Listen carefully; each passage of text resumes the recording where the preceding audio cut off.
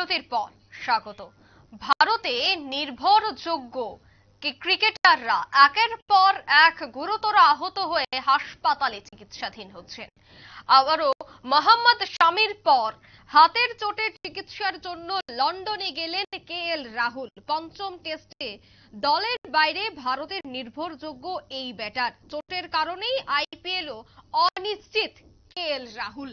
সেই বিষয়টা নিয়েই আমি বিস্তারিত জানবো। টেলিফোন লাইনে রয়েছে ক্রীড়া সাংবাদিক বিপ্লব চন্দ্র। বিপ্লবদা, আমরা কিছুদিন আগে দেখেছিলাম মোহাম্মদ শামি গুরুতর আহত অবস্থায় হাসপাতালে চিকিৎসাধীন। পুনরায় এখন খবর উঠে আসছে যে রাহুল হাতের চোটের জন্য এই মুহূর্তে লন্ডনে চিকিৎসারত। কি জানা যাচ্ছে? একটা জিনিস, যে কথাটা তুমি বলেছো যে ভারত, আমি আর একটু এগিয়ে বলি যে ভারতীয় দল যখন ঘরের মাটিতে এবার ত্রয়োদশ বিশ্বকাপ হাতছাড়া করেছে, তারপর কিন্তু একের পর এক চোট সমস্যায় কিন্তু জর্জরিত হয়েছে। সেখানে হার্দিক পান্ডিয়াকে আমরা দেখেছি দলের বাইরে। মোহাম্মদ শামি, তুমি যেটা বলেছো ঠিকই, ইতিমধ্যে কিন্তু মোহাম্মদ শামি ন্যাশনাল একাডেমিতে চিকিৎসা করিয়েছিলেন এবং তারপর সেখান থেকে কিন্তু তার সেই সমস্যা সারেনি এবং যার কারণে তাকে কিন্তু এখন লন্ডনে রয়েছে এবং সেখানে তার অপারেশন হয়েছে। ইতিমধ্যে কিন্তু আমরা দেখেছি যে দ্বিতীয় টেস্টের পরও কিন্তু রাহুলের কনুইতে সমস্যা ছিল, কনুইতে, এবং তার কারণে কিন্তু তৃতীয় টেস্ট এবং চতুর্থ টেস্টে কিন্তু রাহুলকে দলে পাওয়া যায়নি। এই পরিস্থিতিতে পঞ্চম টেস্ট যেটা 7ই মার্চ থেকে শুরু হবে, সেখানেও কিন্তু রাহুলকে পাওয়া যাচ্ছে না। যদিও বলেছিল যে রাহুল 90% সম্পূর্ণ ফিট, কিন্তু সেক্ষেত্রে হাতের চোটের সমস্যাটা কিন্তু অনেকটাই বেড়ে গেছে এবং যার কারণেই কিন্তু রাহুল ইতিমধ্যে লন্ডনে ছুটে গেছে এবং সেখানে অপারেশন হবে কিনা সে বিষয়ে এখনো কিছু জানা যায়নি। তবে একটা জানা গেছে যে তার এই চোখের সমস্যা 90%, যেটা বলেছে ভারতীয় চিকিৎসকরা বা ন্যাশনাল ক্রিকেট একাডেমিতে যখন দেখানো হয়েছিল সেখানে বলেছিল যে 90% সম্পূর্ণ ফিট, সে দলে ফিরতে পারে। কিন্তু সেই 90% ফিটের জায়গায় কিন্তু দেখা যাচ্ছে 10% আনফিট যেখানে থাকছে। তার কারণে কেন তাহলে রাহুল লন্ডন উড়ে যেতে হলো, এটা হলো একটা প্রশ্ন। এবং দ্বিতীয় প্রশ্নটা যেটা হলো, যেই পরিস্থিতিতে যদি রাহুল পঞ্চম টেস্ট না খেলে, তারপর কিন্তু আইপিএল এ রাহুলের পক্ষে দলে ফেরা অসম্ভব। এবং এই আইপিএল যখন শুরু হবে 5 জুন থেকে এবং 27শে জুন তার ফাইনাল ম্যাচ, এবং 27শে জুন যখন ফাইনাল ম্যাচ শেষ হবে, এরপরই কিন্তু 5ই মে থেকে জুলাই থেকে কিন্তু টি-20 শুরু হয়ে যাবে। তো তার আগে টি-20 বিশ্বকাপের আগে রাহুল ভারতীয় দলে ফিরবেন কিনা তা নিয়েও কিন্তু একটা প্রশ্ন চিহ্ন উঠতে শুরু করেছে। এবং এই কারণে মোহাম্মদ শামিকে সম্পূর্ণভাবে বলে দেওয়া হয়েছে যে মোহাম্মদ শামিকে কোনোভাবেই কিন্তু টি-20 বিশ্বকাপের সময় ভারতীয় দলে পাওয়া যাবে না।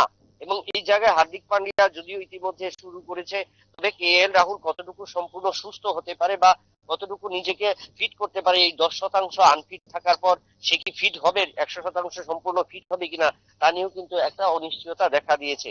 এবং যার কারণে ভারতীয় দল ইতিমধ্যেই ইংল্যান্ডের বিরুদ্ধে শেষ টেস্ট ম্যাচ খেলবে এবং তারপর আইপিএল এর প্রস্তুতি শুরু হয়ে যাবে। তো তার আগে ভারতীয় দলের ক্রিকেটাররা কতটুকু নিজেদের তুলে ধরতে পারবে বা এবার আইপিএল এর যাদের দিকে নজর ভারতীয় দলের ক্রিকেটারদের, তারা কতটুকু নজর দিতে পারবে বা নিজেদের পারফরমেন্স কতটুকু তুলে ধরতে পারবে, সেটা কিন্তু একটা সন্দেহ থাকছে। তবে সেটা বলা যায় যে 90% যদি সম্পূর্ণ ফিট হয়ে থাকে, যেটা ন্যাশনাল ক্রিকেট একাডেমি যেটা বলা হয়েছে রাহুলের পক্ষে, এবং সেই ক্ষেত্রে যদি 100% সম্পূর্ণ ফিট হয়, সেক্ষেত্রে কিন্তু ভারতীয় দল কিংবা তোমার টি-20 দলে ভারতীয় দলের জায়গা করবার একটা সুযোগ থাকবে। তবে এখন দেখা যায় যেহেতু হাতে অনেকটাই সময় রয়েছে, এই সময়ের মধ্যে রাহুল নিজেকে কতটুকু সম্পূর্ণ সুস্থ করতে পারে সেটাই কিন্তু দেখতে হবে। বিপ্লবদার সামনেই তো রয়েছে টি-20 বিশ্বকাপ, সেক্ষেত্রে কি মনে হয়? দেখো, সামনে টি-20 বিশ্বকাপ, যদিও টি-20 বিশ্বকাপের আগে ভারতীয় দল তাদের 5 মে কিন্তু তাদের প্রথম ম্যাচ খেলবে এবং সেই জায়গায় কিন্তু দুঃখিত 5ই জুন ভারতীয় দল প্রথম ম্যাচ খেলবে। তার আগে 27শে মে খেলা শুরু হচ্ছে আইপিএল এর।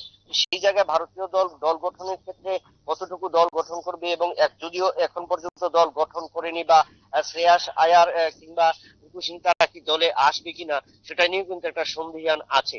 তবে ইতিমধ্যে কিন্তু ভারতীয় দলের অধিনায়কের দায়িত্ব রোহিত শর্মা পালন করবেন, সেটা কিন্তু বিসিসিআই সূত্রে ঘোষণা করে দেওয়া হয়েছে। তো রোহিত শর্মার উপর যেহেতু দায়িত্ব রয়েছে, তো সেক্ষেত্রে আগামী দিনে কত তারিখের মধ্যে ভারতীয় দল ক্যাম্পে ফিরবে, তো 7 দিনের সময় নিয়ে আইপিএল শেষ হওয়ার পর 7 দিনের সময় থেকে টি-20 বিশ্বকাপ শুরু করা যাবে, সেটা নিয়েও কিন্তু ভারতীয় দল একটা চিন্তায় রয়েছে।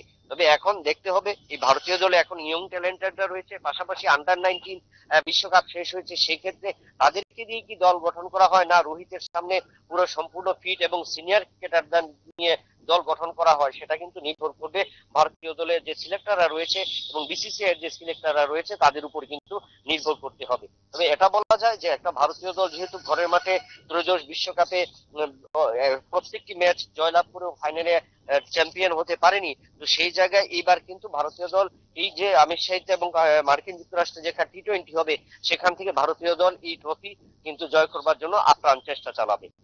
অঙ্কিতা। একদমই ধন্যবাদ বিপ্লব দা।